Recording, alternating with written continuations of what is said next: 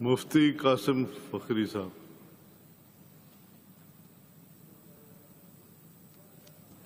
بسم اللہ الرحمن الرحیم۔ لبیک لبیک لبیک یا رسول اللہ صلی اللہ علیہ وسلم۔ تاجدار ختم نبوت، زندہ باد زندہ باد زندہ باد۔ جناب اسپیکر صاحب،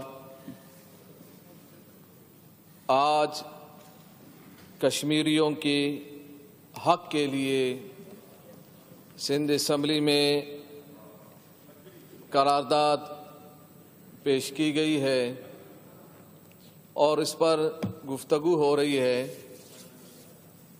کہ کشمیر بنے گا پاکستان۔ ایک سال قبل بھی جب بھارتی ظلم و بربریت سے مودی سرکار نے کشمیر کے خطے پر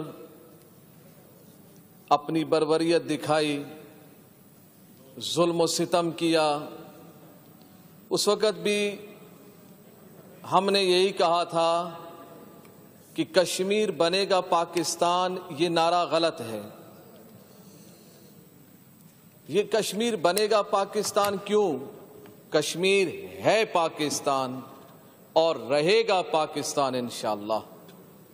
ابھی بھی بہت سارے ممبر اپنے کلام کو ختم کرتے ہوئے، تقریر کو ختم کرتے ہوئے یا بیچ میں یہ کہہ رہے ہیں کہ کشمیر بنے گا پاکستان۔ کشمیر بنے گا نہیں، کشمیر ہے پاکستان اور رہے گا پاکستان انشاءاللہ۔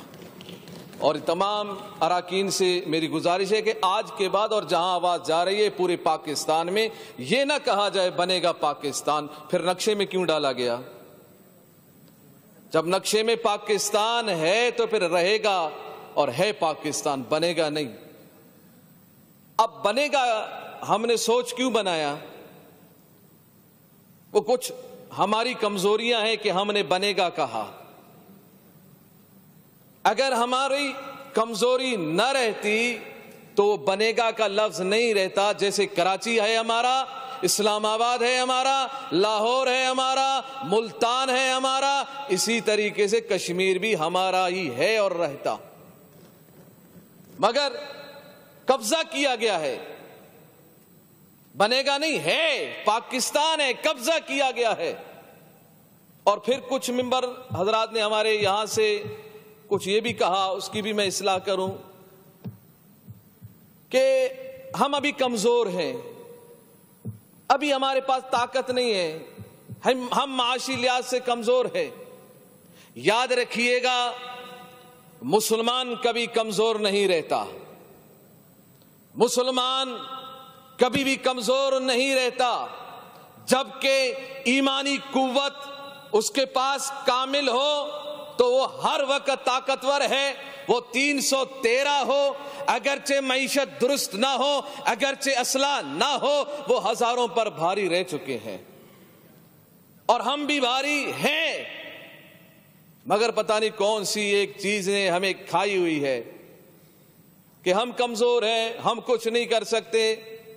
اب جناب اسپیکر صاحب، جب میں نے سنا کہ سندھ اسمبلی کا ہنگامی اجلاس طلب کیا گیا اور کشمیر کے ٹکڑے کو پاکستان کے موجودہ ابھی نئے نقشے میں ڈال دیا گیا اور ہنگامی اجلاس سندھ اسمبلی کا بلایا گیا، میں یہ سمجھ رہا تھا، بڑی خوشی خوشی میں یہاں آیا، میں یہ سمجھ رہا تھا کہ اب یہاں سے جہاد کا اعلان ہوگا،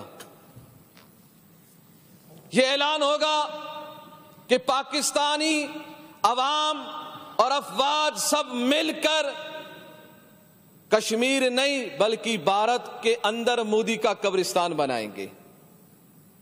کشمیر تو ہے ہی ہمارا، مگر ہم بھارت کو بھی بھارت کے لیے قبرستان بنا دیں گے، یہ اعلان ہوگا۔ مگر یہاں تقریریں اور یہ بہت سارے ہمارے ساتھیوں نے یہ کہا کہ تقریروں سے کچھ نہیں ہوگا۔ بالکل کچھ نہیں ہوگا۔ کیا ہوگا؟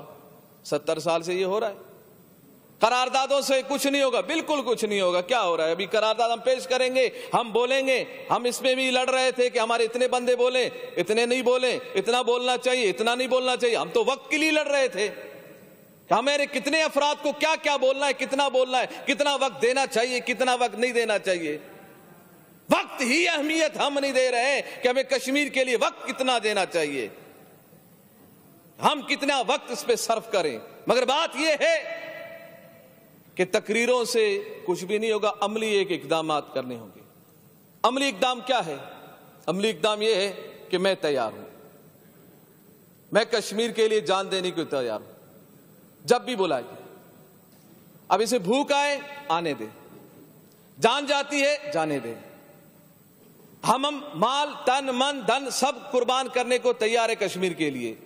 تیار ہے نا؟ ہم سب تیار ہے نا؟ الحمدللہ تیار ہے اور موجود ہے ماشاءاللہ۔ تو پھر مذمت کرنے کی ضرورت نہیں ہے، پھر بھارت کی مذمت کرنے کی ضرورت نہیں ہے، مرمت کی ضرورت ہے۔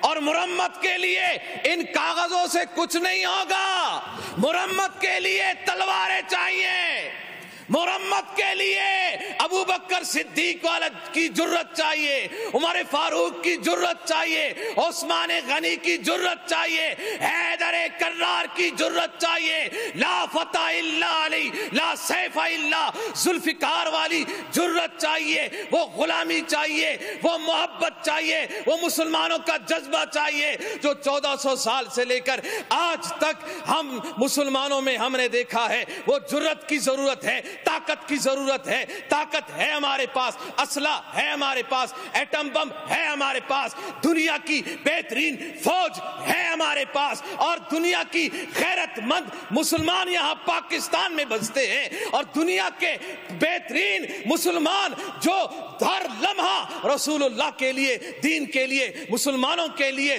جان دینے کو تیار رہتے ہیں۔ جب ایسے مسلمان پاکستان میں بستے ہیں، ایسے جرت مند جب پاکستان میں بستے ہیں، پھر ہمیں یہ نہیں کہنا چاہیے کہ ہاں سعودی عرب ساتھ نہیں دے رہا، ہاں فلان ساتھ نہیں دے رہا، وہ ساتھ نہیں دے رہا، یہ ساتھ نہیں دے رہا۔ ارے کوئی ساتھ دے نہ دے، الحمدللہ پاکستان تنہا کشمیر کو آزاد بھی کرا سکتا ہے، اور بھارت کے اندر بھارت کا قبرستان بھی بنا سکتا ہے۔